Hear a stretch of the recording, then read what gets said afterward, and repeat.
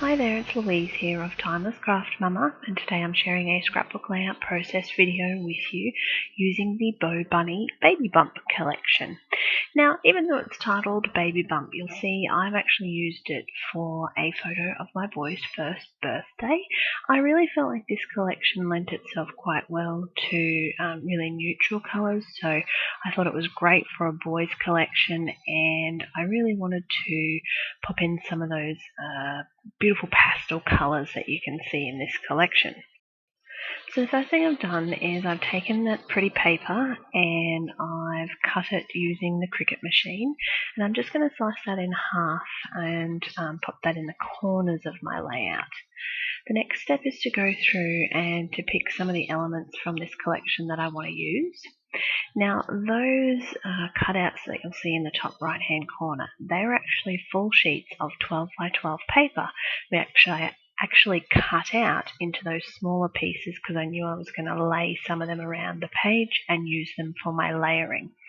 So the papers themselves are so versatile. You know, you could have cut them out and popped them into a Project Life spread. You could do what I'm doing and cut them all out and then lay them as layers on the page.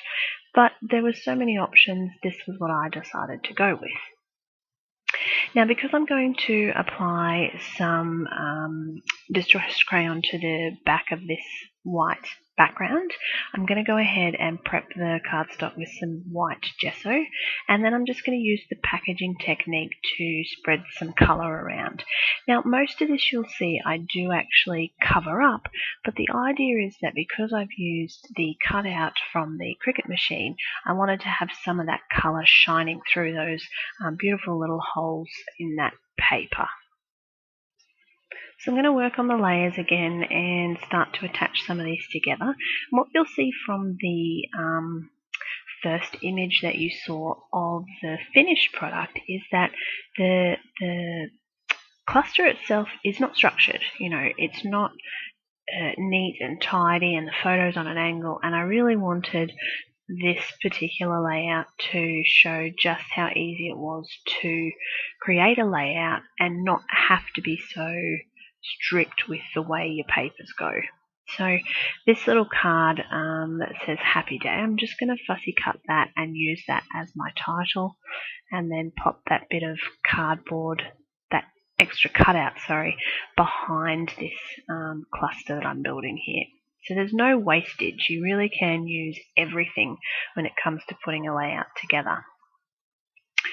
Okay, so working on some more of this particular central section of the page, you'll see I've off camera done some stitching, and I've just stitched a circle in just black cotton just to help bring all this together and to highlight the central section of that cluster. Now, I'm pretty happy generally with where this layout's going, but I'm looking at the papers that I've used and this collection, and I can see there's that pretty turquoise colour in there. So I'm taking a stamp and some embossing ink, and I'm just going to put some of that turquoise embossing powder onto the page and just heat set that so that it's just a little bit more work in the background. And you know, you'll see with the final page that most of it does get covered up, but again, the purpose of it is just to have these smaller touches of colour and texture and vibrancy popping through in that final finished product. So I'm going to go ahead and heat set that. Then once I've finished with that heat setting, I'm going to go and pop another layer of stamps. So I picked out a doily from my stash, and I'm looking at this layout again and I'm thinking, okay, I've done yellow, I've done that beautiful turquoise. I just want to break it up a little bit, so tiny little bit of stamping in that background again just to bring it all together. And these little circles I'm placing around were actually the centres of the cutouts.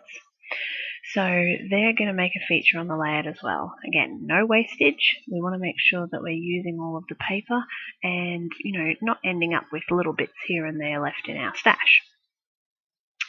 Okay, so I've looked again at this layout as I'm putting it together, and I'm thinking journaling. I need to put some journaling. I need to tell the story about how Master Z was really unimpressed with his new bike. So I've decided that that's going to go in that white space in the bottom right hand corner of my layout. So I needed to put my title in that top left hand corner. So I've added some cotton to the cluster, and I'm just going to glue that down and then proceed to finish the embellishing of this particular page. So I'm really pleased with the final result of this layout. I think that there's lots going on, and it's sort of, on the initial time you look at it, it's quite busy with the cutout and the patterns of the paper. But I think when you sort of start to look at the page a little bit more, it really does just work. This particular collection was so easy to use, and I really enjoyed the patterns and the textures and the elements that came with this particular collection. So what I've done is I've just inked around the little circle cutouts, and I'm just mounting them on some foam tape just to give a little bit of dimension to the final product of this layout.